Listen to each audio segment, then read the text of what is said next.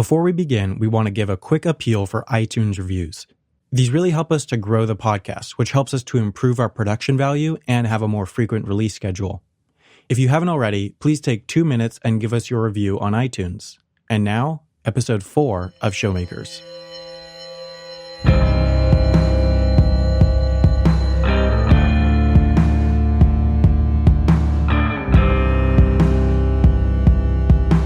This week on Showmakers, we're delighted to welcome Ben Schlappig. Unlike our previous guests, Ben does not create online video, but he is an online creator. He founded 1 Mile at a Time, one of the most popular travel blogs out there. Ben is a full-time traveler and he's experienced almost every first-class airplane seat out there while blogging his way across the world. Thanks for joining us and welcome to Showmakers, Ben. Thanks for having me. So, last week we recorded with Mike Hurley, who's actually a full-time professional podcaster. And the first question I had for him was, I just recently been to the Chinese consulate applying for a visa. And, obviously they asked me what my job was. And as a relatively new, kind of full-time / professional YouTuber, I actually had a lot of trouble kind of answering that. And obviously you're someone who, traveling, pretty much full-time. You obviously have to go through customs and probably get visas a lot. So how do you answer what your job is? It's actually a question I struggle with a lot because it also depends on the context. Socially, if you tell people that you're a blogger, for example, people don't think very much because, almost everybody blogs in some form or another. And so it's tough to say, I'm a professional blogger or, I make a living doing blogging. So I guess the simplest way I would say it is that I am a travel blogger. But of course, that varies depending on who I'm speaking with. And so as a travel blogger, how do you actually get started as that? How do you go from, whatever to becoming or having one of the, most popular travel blogs out there? Quite accidentally, actually. So I've always been obsessed with airlines and miles and points. And so I've been passionate about travel for, since I was a little kid, really. So I used to always post on flyertalk.com, which is this airline frequent flyer forum. And I would it's just sort of a bulletin board where you exchange comments with people. And I did that a lot. And then in college, one day I just decided I was going to start a travel blog. And I'm not actually sure why. I guess I was thinking that if I'm spending so much time obsessed with this, I might as well just have all my thoughts appear in one place. So that's sort of how it started. I never thought I would make a living doing it. I guess part of the problem for me was that I have things I'm really passionate about. And then if I'm not passionate about something, I have a really hard time faking interest in it. So, for example, when I was in college, I never had an internship. I never sort of was involved in things. I was always sort of doing my own thing. So then when I graduated college and applied for jobs, I realized that was quite challenging and that, without my internships and formal experience, I applied for a couple of jobs and I didn't get them. And then I said, maybe I should just try to do what I'm doing right now full time. I was already at that point sort of making enough that it would have been comparable to, first year job out of college. But at the same time, in the back of my head, you always have that voice telling you, when you graduate college, you have to get a desk job. You have to work 9 to 5. You have to do this. And so I sort of just said, screw it, and started my own thing. And the rest is history now, 8 or 9 years later. And did the whole travel blogging industry, when did you start this project? Yeah, actually, it's been, just about 2008, so about 9 years now. That's when I started it in college as a hobby. And then I graduated college in 2011. So that's when I guess I technically started doing it full time. And at the time, there were only a few people really travel blogging. It wasn't a very common thing. So I guess I'm one of the old people on the internet, at least in that field. And there's certainly a lot more people doing it now. I think it's sort of a monkey see, monkey do thing where people see others doing this and think, I can do that too. And so it's a lot of people are doing it now. It seems like every second thing on Instagram now is travel bloggers or wannabe travel bloggers, including myself. Exactly. It seems to be the dream job among most people in our age. It is. And I think that, part of the thing is that in the case of a vast majority of people who are travel blogging as a hobby, the goal is to get comps. So, that people want free hotels, free flights. There are all kinds of people pitching airlines and hotels on that. And really, that's the primary objective. And I think I should just probably mention that in my case, I take virtually no comps, either from hotels or airlines. So kind of the focus of my site is on reviewing airlines and hotels, and I do it all on my own dime. So, I generate revenue through my site, and then I use that partly to travel. And so, the goal is that I'm actually writing honest reviews rather than, I think one of the big problems with a lot of travel bloggers out there is that the reviews are heavily biased because they're being given something for free, and then in exchange they're, writing a flowery review. And so how do you make that work? Do you actually, when you do a review, do you actually break even on that?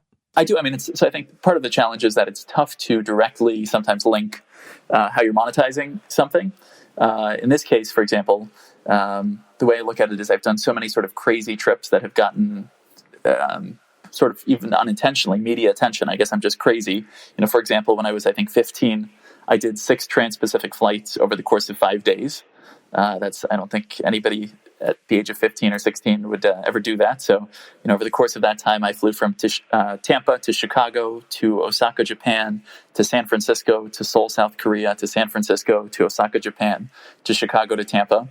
So over the years, I've taken these crazy trips, and a lot of these have generated a lot of media attention, which sometimes it's tough to sort of directly calculate the value of, but it sort of contributes to the overall number of readers, and then that contributes positively to the bottom line. And a lot of the media attention that you got, I guess I saw a lot of articles from 2015 about you being described as like the homeless person who travels full time in first class. Are you still, or like the homeless by choice? Yeah, is that right? Exactly. So voluntarily homeless is what I go by. Yeah, that's something I started in. What's it been, almost 3 years or so? And so at the time, I had just gone through a breakup in Seattle, and I sort of wanted to get out of Seattle, and I didn't know where to move, and I was already traveling so much, and sort of in a way, I'm a risk-averse person, so I don't like to, move somewhere if I don't absolutely love the place. So I said, forget living somewhere, I'm just going to live everywhere. So at that point, I moved into hotels full-time. It was in no way intended as a way to, sort of generate media attention or anything. It was just something I did because I love miles and points and travel and hotels and airlines, and that sort of sounded like my dream life. But then it quickly started to generate quite a bit of publicity. And in many ways, the way it was, phrased was that, a homeless man, and there's so many ways it was sort of twisted. Not my own words, but what you quickly realize when you do a lot of media is that you have one person who writes the story, and then another person who writes the headlines. And the person who writes the headlines you never actually speak to.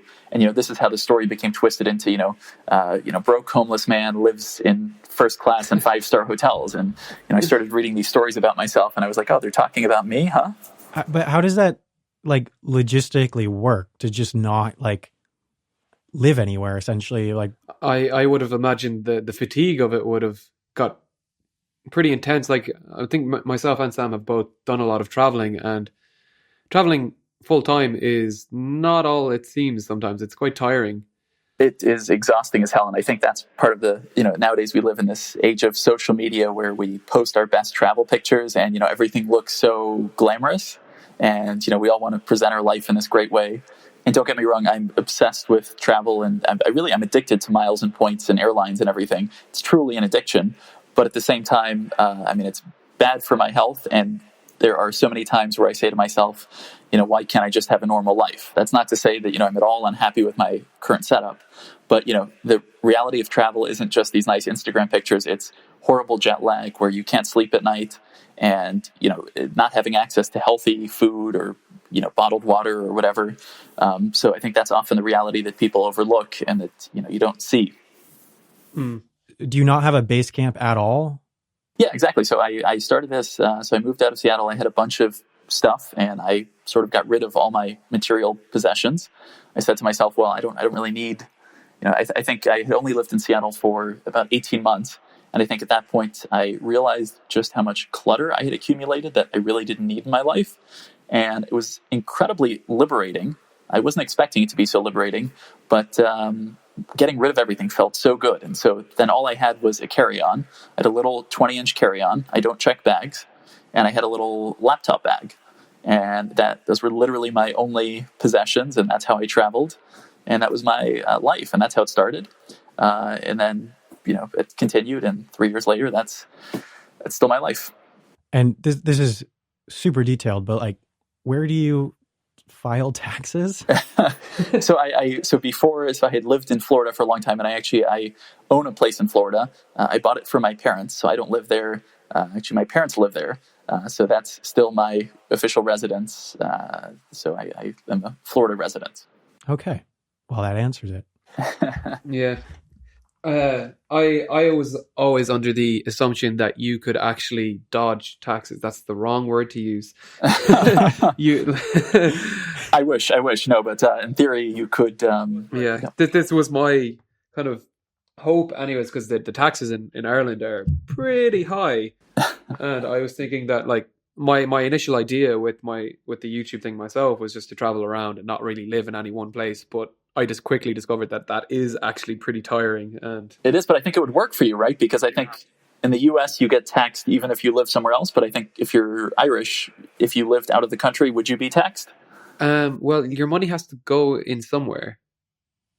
Like you have to have a bank account somewhere, and apparently in Ireland, if you have money coming into an account, they just count that as you're a tax resident. And I think that's how most countries work. Yeah, that's not so easy then. I like, as a American citizen in the UK, I have to make sure that I don't put too much money in my UK bank account, or I get double taxed because of that American citizenship thing. But anyway, tough balance. I want you to imagine a simple scenario. For some unforeseen reason, whether it be your computer being damaged or getting stolen, you lose all your files, all your family photos and pictures from vacations, all those valuable documents from college or work. Imagine the stress knowing that you can never get those back, that they are gone forever. Now imagine the scenario where you chose to back up all your data for just $5 a month with Backblaze. You can download individual files that you desperately need for that upcoming assignment, or download all your files again. Or you can even get a hard drive delivered to your home, which you can return and refund when you're finished with it. Backblaze has unlimited storage. That's $5 a month to store all your data. No extra charges, no headaches of deciding what data you need to delete. They even have a mobile app to access files on the go. I love this service and I can't recommend it enough. You can see if you like it without paying a thing by going over to backblaze.com/showmakers for a free 15-day trial. $5 a month to back up all your data is a no-brainer. Check them out. I think Sam is a lot more familiar with this, but the whole Airline Miles thing is a bit alien to me. And I don't know why it's like that, because I should know more about it, but I've always kind of looked at, is it not just a like 10 flights and get your 11th free type deal, or is there more to it than that? No, I mean, there's a lot more to it than that. And I think that's what has drawn me so much to these airline programs, is that you can get so much value to the point that it's just completely disproportionate if you know how to play the game correctly. So instead of it being a buy 10, get one free, really it's a maybe buy 10 cheap economy tickets and get one amazing first class ticket, on Emirates, where you can shower on the plane for free. So, these programs are all so different, and there are so many sweet spots. And the airlines, really, they make these programs so complicated intentionally, because if most people were actually maximizing them, the airlines wouldn't make money on these programs. But the way they're structured, because they're so complicated, the airlines are making billions of dollars on these programs, because most people aren't redeeming as well as they could be. So that's sort of the beauty of a little bit of effort in there goes a very long way. And so you run, part of your business is travel consulting, where people essentially pay you to get the maximum value out of their points. And, presumably you actually are able to game the system in a way that you're giving them more value back in your expertise. How is it possible that this system is so complicated that there's such a difference between the easy way to use the miles and the most efficient way to use the miles? Yeah, so about a decade ago in college, when I started blogging, I constantly got emails from readers asking me, can you help me book this ticket? Help me redeem my miles. And I always help because I find it fun. I find I get a thrill out of redeeming miles really well. But then I got so busy with it that I said I should probably start charging for this. I mean, I'm giving people my time for free, hours at a time sometimes. So that's how the idea behind my points consulting service started, which is called Points Pros. And so the idea was just that so many people didn't know how to redeem their miles, and there's so much value they can get out of it. And I think, so on the most basic level, from my perspective at least, the airlines make these programs complicated in the same way. For example, I have somebody who helps me do my taxes because I don't really understand the tax code. Or, people might hire somebody to help them with investing. So the concept is very similar, that these airline programs are so complicated and that having somebody who actually knows what they're doing could add so much value. So for example, just on the simplest example is, let's say you have miles with one airline. So let's say Delta, for example.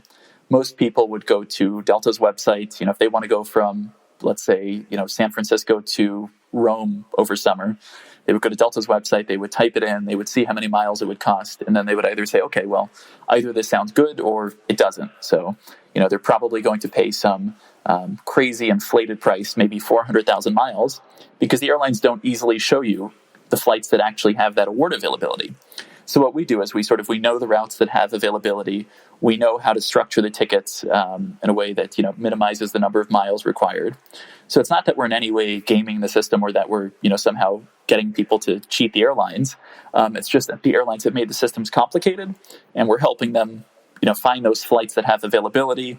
They're basically trading a little bit of flexibility often with their schedule for saving a ton on tickets. So these are mostly people who we end up getting them business class tickets to Europe for the same amount of miles they would pay for economy. See, I think a lot of people are kind of like me, where I just credit all my miles from any one world flight to British Airways. And I know British Airways is probably the worst airline to credit it to among them. Is that right? Yeah, it depends what you're looking for. And that's the other thing, is that, there's no one perfect program. It all depends what your travel goals are. But see, I'm just kind of lazy in that aspect. And I think a lot of people are, and that's why the system works on the airline side. Like, you're actually redeeming them. I've never redeemed miles. And I used to fly back and forth from Ireland to Malaysia, like at least 2-3 times a year. And then I'd be flying with business to like Dubai and Korea. And I've never done miles. I don't know why. Did you never collect them, or you just didn't redeem them?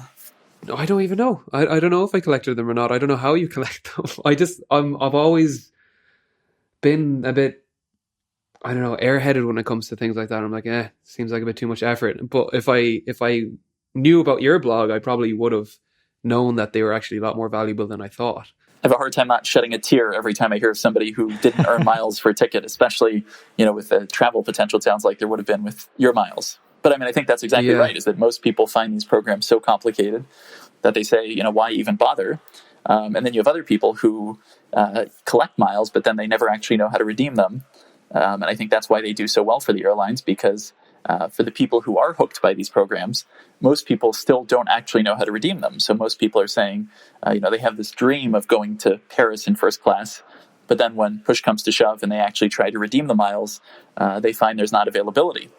Yeah. That's fascinating. And why do you think it's obvious why they would make it complicated, but is there any incentive for them to actually make those kind of, I don't know if you'd call it a loophole, but you obviously know the routes that do work. Why are those particular routes available? Why don't they just make everything difficult to get? Or am I understanding this wrong? No, you're understanding it right. I think what it comes down to is that a vast majority of people have similar things they want to redeem their miles for. So when you think, for example, everybody wants to go to Australia in December or go from the US to Europe in summer. So the idea is we know what everybody wants, and therefore we also know sort of where there's more availability. So there's certain routes that aren't as popular where there is actually availability. And a large part of it is just airlines, also their IT is so bad that, for example, they don't display often availability for their partner airlines on their website. So you could redeem often, airline miles on 24 different airlines, but you would never know that based on their website. And you have to know where to look. Sometimes you have to call. Sometimes you have to hang up and call again because the airline agents themselves don't know the rules. So that's how complicated it can get. So the whole kind of aviation industry has been pretty volatile in the last 5 to 10 years, just with all sorts of like new competition and, oil prices plummeting and that, obviously volatile doesn't mean bad for the consumer. What's the biggest change you've seen kind of in the airline industry in the last 10 years? Yeah, the past 10 years, I think the biggest focus, as I think just about any traveler can relate to, is the added fees. We've gone from airlines making most of their money, or, as the case may be, breaking even or even losing a little bit of money, mostly based on the ticket price you pay itself. But nowadays you have to pay fees for everything. And, this is not just true with EasyJet, Ryanair, and Allegiant or Spirit in the US. It's even true for the major global airlines. Even Emirates, which is a full-service airline, they're now charging for seat assignments on some economy tickets. Here in the US, they've introduced basic economy fares, where you cannot even take on a carry-on if you're flying on United or American. So I think airlines have finally been able to make the business side of things work. They're finally making money again, and that's all thanks to fees. So as a consumer, unfortunately, that is not good news, because it means we're paying for things that before might have been included. On the plus side, airfare is basically as low as it's ever been. When you look at how cheap prices are right now, they're incredible. Just don't be caught by all the fees. So just know what it's going to cost. Do you think that this is a symptom of budget airlines, increasing competition? Or do you think that the budget airline competition is possible because flying has become so inexpensive? I think it's exactly a combination of both of those. That we've seen all of these budget airlines emerge, and as a result, the network carriers, the big carriers, have had to compete, because people are not going to pay 10 times as much to fly British Airways, for example, as they're going to pay to fly Ryanair or EasyJet. And similarly, the reason that these global airlines have had to compete is because the budget airlines, like we've talked about, or otherwise even the Gulf carriers. So you have, Emirates, Etihad, and Qatar. Those are really the airlines that are giving the major carriers a lot of competition. If you're flying, for example, from the UK, you could fly British Airways from London to Singapore, or you could fly Emirates through Dubai. The service is much better. Often it's much cheaper. Their planes are nicer. So I think it's this cycle in the airline industry of not only competition getting tougher, but then that in the end means that everybody gets less service because they end up charging for everything. And this is really set to come even more prominent now in the coming years, like with the release of the 737 MAX later in the year is making transatlantic budget flight a possibility, which is pretty fascinating. It's crazy to think, 737s flying across the ocean. Years ago, we would have never thought that would be a thing, but that is that's going to really shake up the airlines, and good for them, because the U.S. airlines especially, and I think even the European airlines, need more competition. When you look at now British Airways, for example, they cut even free food and drinks from the short-haul flights within Europe. So you don't even get free tea or coffee or water anymore on British Airways. They've perfectly emulated, I think, EasyJet and Ryanair now. As someone who flies them all the time, there's no difference in service. There's no difference at all in service between them and EasyJet or Ryanair, because you still pay to reserve a seat, you still pay for food. There's really no reason to fly them. Exactly. And the worst part is that they still pretend sort of that they're this premium airline, but it's pretty telling. The CEO of British Airways now, Cruz, he's from Vueling, which is the Spanish low-cost carrier. So, that really tells you everything you need to know about the approach they're taking. They hired a guy who's great at running low-cost airlines, and that's what they're, turning British Airways into, which was, for a long time known for their service.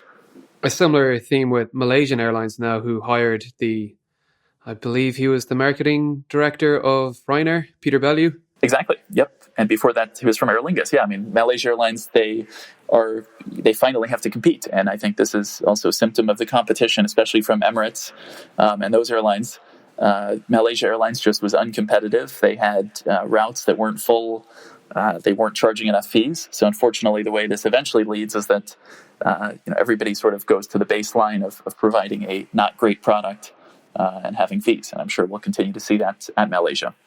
Where do you see the industry going in the next 20, 25 years? I think that the direction it's headed right now is something we're going to continue to see. So I think that, the smaller, more fuel-efficient planes that we're seeing are really shaking the industry up a bit. So, for example, it used to be that we had these fuel inefficient 747s flying around the world when really there was no way to fill them. Now we have 787s, we have A350s. These planes are so much more fuel efficient, and they're better for airlines, they're better for consumers. Airlines can actually fill those seats rather than on these mega jets where so many seats were empty. And now we're going to see 737s flying across the Atlantic. So as we see smaller and smaller planes flying across the ocean, I think that's going to hopefully lead to sort of more nonstop routes. And unfortunately, it's also going to lead to more fees because I think the low-cost model is really what's doing well right now. Do you think we'll ever, because the whole point-to-point versus hub and spoke model is something that I've talked about in, I think, 2 or 3 of my videos. Great videos mentioned on it. it. Yep. Thank you. And do you think we're ever going to see, like, for example, I live in Edinburgh, where Norwegian Airlines, it's one of the launch cities for Norwegian Airlines is transatlantic 737 MAX flights. Do you think that we'll see a further breakdown of the hub and spoke model on the, from the traditional flag carriers? Like, do you think we could see British Airways flying Edinburgh, New York on a 737 MAX? Yeah, I think airlines are finally being forced to compete actually in nonstop markets. I think for so long we've seen, models where you have to fly through another city to get somewhere. So the good news is, as much as service and space on planes keeps getting worse, at least you'll be able to be uncomfortable nonstop rather than having to connect. So I think the question is, how quickly can these, mega carriers, how quickly can they adapt and compete with, airlines like Norwegian? So I think it's definitely happening. The question is how quickly airlines catch on. We just saw, for example, British Airways, the parent company IAG, they're just starting now a new transatlantic airline called Level. And, that's the intent, is that they're saying, oh, well, Barcelona is a big market, so we're going to start some nonstop flights out of Barcelona. It's a leisure airline. They're actually, finally calling it what it is, which is they're starting an airline that's actually low cost. In reality, the service is very similar to what you get on British Airways, but from a marketing perspective, at least they're actually marketing this as low cost, rather than British Airways pretending that they're a full service airline while charging for everything. And so within the U.S., at least maybe in the past year or past few years, it seems like basic economy aside, the U.S. airlines might have actually gotten a tad bit better in service. Yeah, so that's the funny thing, sort of, is that we're seeing, on one hand, we're seeing more fees than ever before. On the other hand, the services are actually getting better because the airlines are making record profits here in the U.S., and they're being forced to sort of invest that back into their product. And to me, it's such a sort of juxtaposition between, on one hand, they are adding all these fees, and they just introduced basic economy where you cannot even take a carry-on. Yet at the same time, now they're bringing back free meals on some transcontinental flights. So if you're flying from coast to coast, some flights have free meals again. So it's a bit puzzling how they're sort of taking two very different approaches at the same time. But I think, U.S. carriers are getting better right now, but that's just because they're doing well. If oil prices go up again, or if there's any major terrorism or anything that impacts the demand for travel, you can bet that they will cut that in a split second, but they will keep all the fees. And I don't know if this is a side of the business you pay attention to, but in terms of technology, do you have any predictions on where that's going, like future planes or anything like that? Yeah, so I think also that's technology, admittedly, is not my area of expertise, but I think just in general, we're going to see airlines, for example, one of the biggest struggles airlines have is actually with the GDS, which is the way tickets are booked. So they're booked, the airlines use these outdated platforms that are 30 or 40 years old that don't actually do good things for them, and they are charged a ridiculous amount for using them. So when you buy a ticket through an airline, it's amazing how much of that money actually goes through, to the third party that is essentially assembling that ticket. This is an area where airlines are. Who's the third party in this situation? So, for example, Sabre is one of the companies. So, they're the platforms through which booking systems. Probably Sam has a better explanation than I do. You're familiar with GDSs, right? Only vaguely. It seems like you know a lot more about this than I do. Yeah. So just basically, these are the systems through which they're booking. So, for example, it's the back-end support for airline system. So when you go into an airline's website, they're probably using, for example, Sabre as one of the systems. And these companies are, for the most part, providing very outdated technology, and they're charging an airline a ton for using it. So just to give an example, I don't want to name a specific GDS here, but often the cost to an airline can be, think, for example, $6 to $7 per segment just for the technology to book that ticket. And when you think of how cutthroat the airline industry is getting, that is a lot of money for them to be spending on, just the back-end support for that. Of course, the part of the problem here is that it would take a lot of effort for an airline to get taken off the system, because if they do, this would make it more difficult for them to, for you to, for example, to book a ticket on 2 airlines at once, or to do a bunch of other things. So I think that's a back-end technology will change. It's not really consumer-facing as much, but that's something that will help the airlines improve their margins. Other than that, I think we're going to continue to see just more just technology-friendly options for passengers to use. For example, with Delta, if your flight is canceled, you can actually now rebook directly through the app. I mean, that's such great technology rather than having to get on the phone and, in a storm, wait on hold for 2 hours. And I hope we see more of those advances because there's so much that can be done there still. So in our last episode, Sam asked you to send in more pictures of your pets, and you did. I like puppers. They make me happy. So Redlay, AHRREDLAY, or however you pronounce this Twitter handle, you have won. I will get in contact soon to get you your free fracture. I previously told you that I had ordered a fracture for my brother as a gift, and it arrived a couple of weeks ago. He really liked it. Fracture really makes excellent gift ideas. So what makes Fracture different from your run-of-the-mill photo printing service? Fracture prints your pictures directly on glass, which makes the color and contrast of your photos really vivid. Shipped complete with a backing and wall anchor or stand, and they're ready to display right out of the box. Just upload your digital photo and pick your size. It's that simple. So this week we're going to do another competition, and I want to see more of your puppers. Cats are alright, I guess, or a donkey or something. Any old pet will do. Just make sure to use the hashtag FractureMyPet and tag Sam's Twitter handle at Wendover Productions or mine at Fisrucht, which is spelled FIOSRACHT. The picture we like most will get a free fracture, or you can order your own right now by going to fractureme.com/podcast and picking Showmakers from the drop-down menu to get 10% off your first purchase. That's fast. That question took a whole other route that I wasn't expecting, because I've never heard about any of these problems. I was thinking like engines and everything else, but that is... I've learned something new now. Well, plane travel hasn't actually gotten faster in a long time. Maybe it's time to bring back, some supersonic travel. But it seems that's not in the cards right now. The technology is all based around making planes more fuel efficient, and yes, lowering their weight. If anything, they're going to get slower. Again. Exactly, probably. I mean, that's where the future is. People want low prices. They're not necessarily willing to pay premium for either more space or faster travel. I think Brian's about a week and a half deep in researching 3 videos on this topic, right? Yeah, I got into it and I was expecting to make one video from it, and it's just like a spider web of new videos coming out of it. It just goes so deep. The rabbit hole is deep on future tech on planes. But one of the main one I'm working on at the moment is one developed by MIT and NASA called it was like the D8 double bubble. I think Aurora are involved with it too, but their entire concept is just to double up the fuselage side by side, make it slower, and put the engines on top of the plane.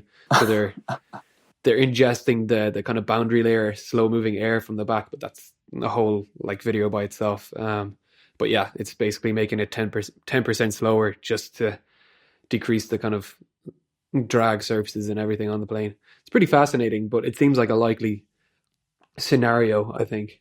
And the plane's bigger then? It's 2 planes, you said, or 2 fuselages? It's about the same size. In terms of capacity, it's the same as they based it off a 737-800.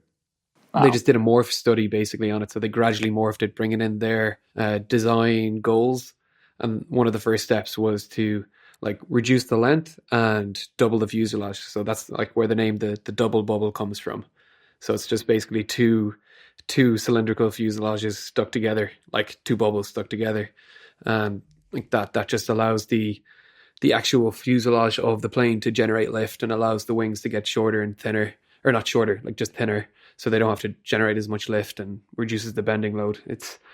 It's turning into a monster script, and I'm very deep in it at the moment. But it's really interesting. Wow, I had not heard that. That's very interesting. Mm-hmm. So you said before we started that I think this is about your 11th media appearance today, if you consider this media. Yeah. Because, well, this is going to reveal how long it takes for these to get out to the listener. But yesterday, the United Airlines denying a passenger in yoga pants onto the plane story. That's obviously not a very good headline, but along those lines, that story broke yesterday, and so you're getting all these media requests. But how do you, when something like this happens, how do you kind of leverage that to advance your business? Yeah, so I think obviously there's value in having sort of backlinks to your blog and having major sources citing you, but over time I've had a lot of that. So perhaps I take generally a more pessimistic approach towards media than others. So I think from my perspective, I do quite a bit of media. I do some news stuff on TV. I do newspaper stuff all the time, and also online stuff. And surprisingly, as much as it seems that newspapers and TV in many ways would still be considered, the most prestigious or the most honorable form of media. In reality, it always surprises me how little impact it has in terms of the number of followers you get from a TV appearance, for example, versus through something like mention in without naming any trashy tabloids from the UK, versus a mention in there which will get you 10,000 followers overnight. So the airline industry, I think, is full of bad stories, full of just passengers acting horribly and all that. So I guess I do have the general benefit of I often write about these things, and I think part of the problem with these airline stories is that a lot of people don't understand what's actually going on behind the scenes. So, for example, in this case, this was a story about passengers being denied boarding on a United flight because they were wearing leggings. A lady had tweeted about this and shared her outrage, and I think understandably it sounded horrible, but in reality what it came down to was that these two ladies that were denied boarding were actually employees or family members of employees, and when that's the case, there's a dress code for those people. So I had written about how how there's a dress code, and that how this was a lot more innocent than it sounded, I think. So I think that at that point, a lot of media sources, of course, picked up on the story because this story sounded so horrible when she wrote about it. And then they, I guess, stumbled upon my story. So I did this morning. I was on the Today Show briefly. I've done a bunch of other things, and I have CNN this afternoon. So, it's a great opportunity. It's an incredible opportunity. I'm very grateful they always reach out. It's always interesting, though, to see how the response differs depending on the type of media. There's a bit of an ongoing joke, or I always see like tweets every once in a while on more like nerdy aviation type people that I follow of like, CNN or any other like big media corporation. Whenever there's a story about aviation, every once in a while there'll be like A380 jumbo jet, I don't know, not crash land, it's never crashed, but loses an engine or something. And then it shows a picture of like a 767. And then it seems like there's some really bad reporting about aviation out there, because it is a pretty, there are people who know a ton about it, but most people don't know anything about, or not anything, but don't know a lot about the behind the scenes. How does that frustrate you? It frustrates me, but at the same time, I understand why it happens. We live in a sort of a day and age where people expect news, or I guess stories, instantly. And so unfortunately, often there's, as much as, more research probably should be done. At the same time, I understand that they don't largely have experts in every specific field. So what ends up happening is that you have the producer of some show who actually doesn't know anything about airlines. They see the story, they try to put the story together as quickly as they can, and they not only misreport on facts, but then they use a picture that's from the airline from 55 years ago of a DC-3 flying. So it is, on one hand, it's extremely frustrating. I think this is probably true of anybody who's a subject matter expert of some sort, and sees the traditional media, or just the mainstream media misreporting on something. So I see why it happens. Sometimes I find it hilarious more than anything, but I certainly don't hold it against them. Sometimes I'll let them know, hey, you might want to use a different picture. But that's about the extent of it for me.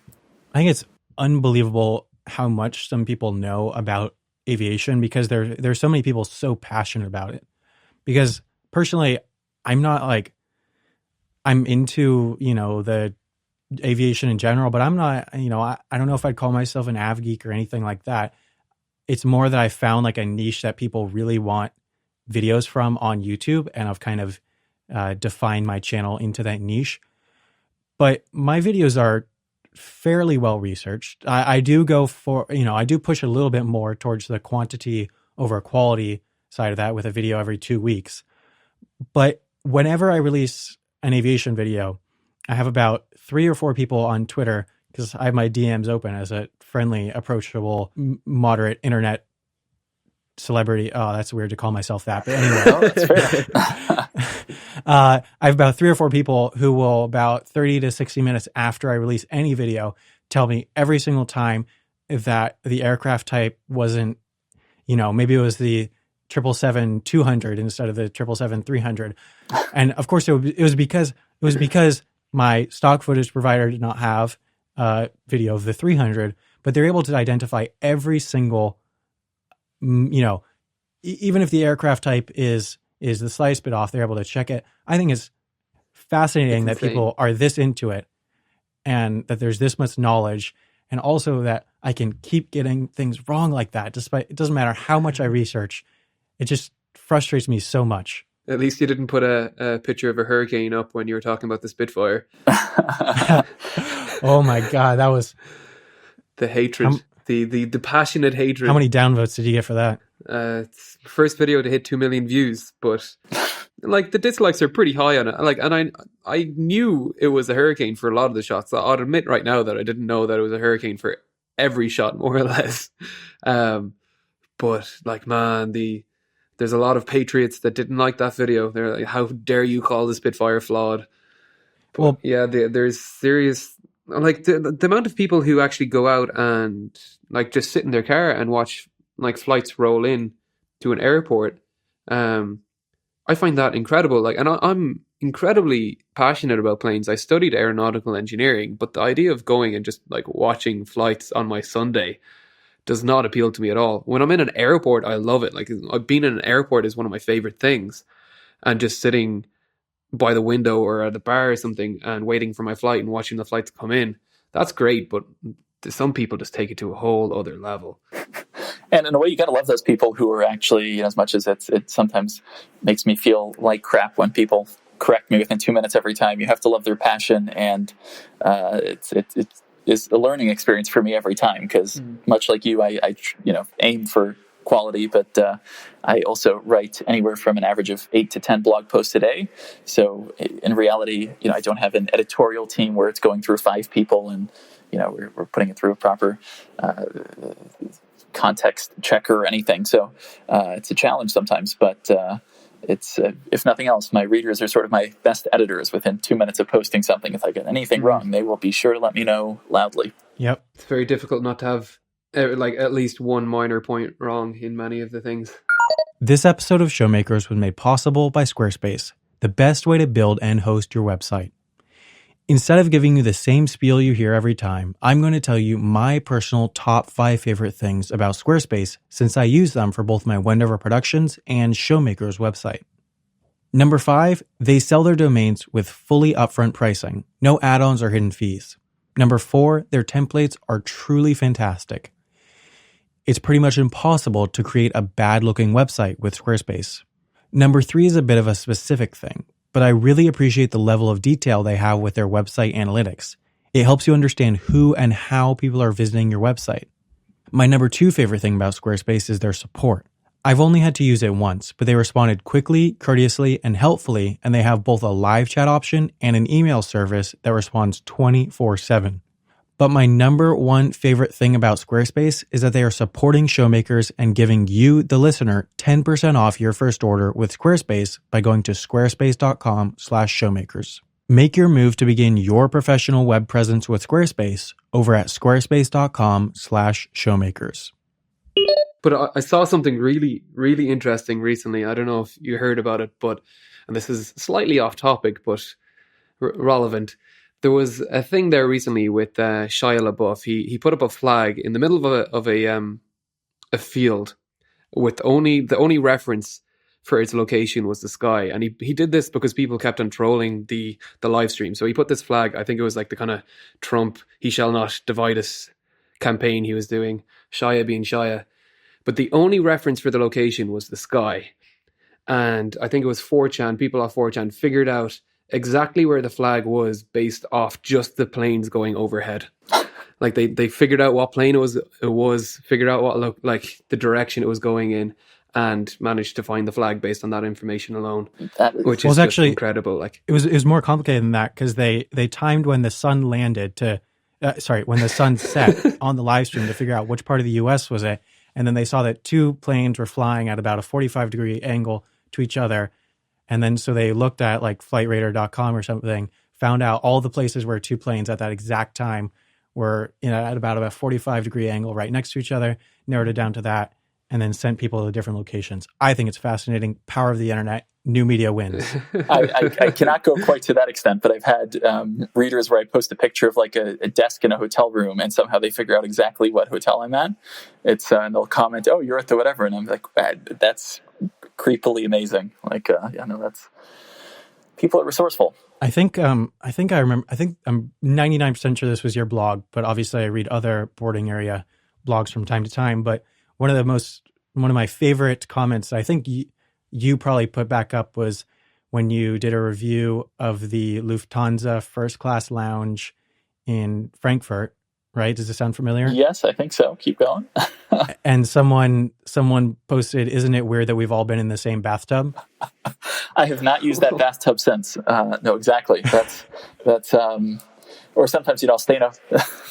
There's one bathtub, right? There's one bathtub there, exactly. And I've sometimes written reviews of hotels, and I always am very detailed about the room I'm in and everything. And then I have like 5 people who come in. Oh, I've stayed in that exact same room. So as a germaphobe, I'm a little bit weirded out by that. But it's just such a powerful statement. We've all been in the same bathtub. Yeah, I would have been fine not knowing that. I also once wrote about how I'm a very weird and selective germaphobe. So I once wrote about how I select intentionally hotel rooms with 2 beds because my assumption is that people are less likely to have sex in beds if there are 2 of them. And it's just, you don't really want to think of how many people have had sex in the hotel rooms that you're staying in. At least I don't. And then, unfortunately, a slew of commenters explained how they actually travel with their significant other and intentionally get 2 beds so that they can have one for whatever and one for sleeping. And now I'm back to 1 bed again. So that was, yeah. See, these are things that I've just never thought about. Unless I'm in a really, really disgusting hotel and be like, yeah. I have a lot of weird hotel room quirks. That's when you stay in hundreds and hundreds of hotels, you have these bizarre quirks. And that's, yeah. I mean, when it's like your full-time life, I can understand when you're thinking that much about where you're sleeping every night has been, some person's love, that. We know. Anyway. Have you, I assume you stay in some pretty nice hotels, but when you were starting off this whole thing, were you kind of, I don't know, for a lack of a better word, kind of slumming it? Like, because most of my traveling, out of choice almost, has been in pretty disgusting places. Just because, like, that's what I lived in Asia for so long that, like, most of my friends, when we were traveling, just wanted to stay in like the cheapest place possible. And sometimes the best experiences came out of those places because you just don't want to be in there. It is like, this is just a place to sleep. Yes, no. So I since I'm sort of obsessed with hotel and airline loyalty programs, I almost exclusively stay with hotel chains that have these major programs. So typically on the low end, I sort of stay at mainstream Hilton properties or sort of their limited service hotels. And then by maximizing points, typically I'm at 5-star hotels. And because of how much I stay, I usually get suite upgrades. So I'm not paying the cash amount by any stretch of the imagination, but right. I am fortunate I get to stay extremely comfortably. So, for example, last week I was in Dhaka, Bangladesh, and I had a 4,300 square foot suite, the presidential suite, which had it had 2 gyms. It had a boardroom with, I think, 18 seats, a kitchen. It was pretty crazy. So I'm very lucky in that sense, and that's partly probably why I'm so obsessed with these programs, is because the value you can get out of it is pretty great. You definitely get used to that. As someone who's, been traveling, for a good part of the year for, I guess, almost a decade now, I think you said that have you reviewed every major first class product? Just about. There's just some random ones I have not done. So, for example, Angola, so TAG Angola Airlines, I haven't done their first class. I still have to do Air China. There's maybe 3 or 4 that I haven't done. But other than that, I've reviewed every single product. And for those not aware, basically what I do, I review mostly airlines and hotels. So the niche of my blog is not so much the destinations, but more it's about the journey and airlines, hotels, how to get there, how to maximize value. A lot of the some of the newer reviews that you're doing are of these lesser known or airlines from less upscale destinations. Do you feel like you're trying to find the worst of the worst now? I guess this is part of the problem. I'm so fortunate that it got to the point where I think readers as much as I have many trolls. There are also a lot of people who provide great constructive criticism and feedback, and so my goal is always to show people how they can maximize their miles, and that often manifested itself in the form of reviewing the same airlines over and over. So I'd fly Emirates first class over and over, and Cathay Pacific first class over and over. People said, give us some different reviews, give us some other unique reviews. So I said, okay, well, I might as well. And I remember, this goes back quite a few years now, I flew China Southern first class, which, it's still first class, so this is by no means slumming it. I had a fully flat bed and actually a suite. But the experience was so bad in terms of the service and everything. For example, some of the first class seats were empty, so the rest of the crew double bunked, and they slept in those seats. Like it was all very weird. So I had written about this, and that post actually at the time generated more traffic than just about anything I've ever written, partly because it went viral on Weibo, which is like the Chinese version of Twitter or whatever you'd like to call it. And so I said, maybe there's some merit to trying some of these more random airlines. And in the meantime, a lot of the reviews I write about slightly more unusual airlines are the most popular. So, for example, recently I flew Pakistan Airlines, I flew Saudia, I flew Royal Brunei, I just flew last week Kuwait Airways. So it's actually so much fun, especially for someone like me. I love airline products, and as much as I enjoy flying the world's best first class over and over on miles, it's also so fun to experience something new and to get on a flight and not know at all what you should expect. Because that's part of, I think, what gets at some point monotonous is when you're doing the same thing over and over. And so it's fun to try something new. And especially from my perspective, because this is also my job, is that I enjoy recording every aspect of it. And so I've been loving it, and I'm trying as many random airlines as I can. And you obviously have absolutely no fear of flying, Ben. None whatsoever. No, I actually had a few years ago, maybe it goes back about 3 years now, I had, I don't want to call it a near-death experience, but I had a flight where I thought I was dead, or I thought I was going to die. Prior to that, I never had a fear of flying. And then after that incident, for about a little over 6 months, I was deathly afraid of flying. Like I would keep flying because I knew it was my love and my passion.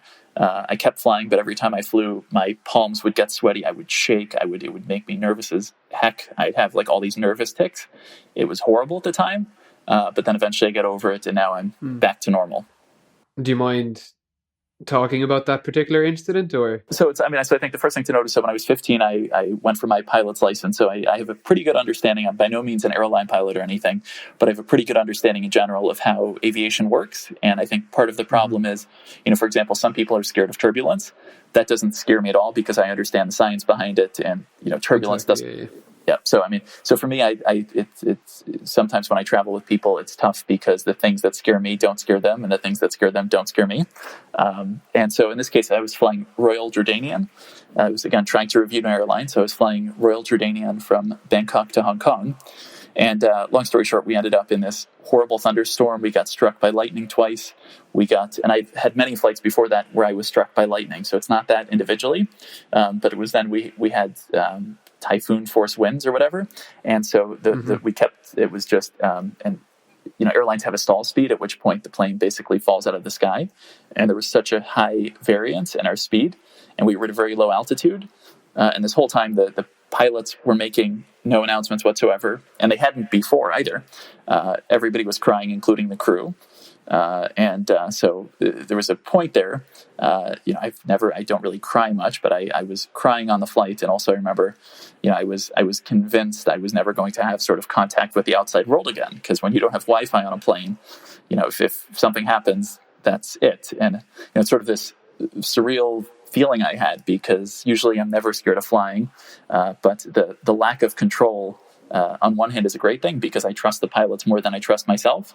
At the same time, it's really tough to feel like something is going to happen and not be able to do anything about it. Not that I could, but so I cried during the flight, and then I cried when I finally landed and called my mom. So that was that was for me the scariest. Well, I was just going to say, I've luckily never really, well, I don't know, like, because some people describe bad flight experiences to me and they just sound perfectly normal. I've had one or two hairy landings and stuff where, like, the winds were particularly strong. But again, the same as you, I think if you try to explain the signs to people, although I don't think that really resonates with most people, that a lot of that fear kind of leaves.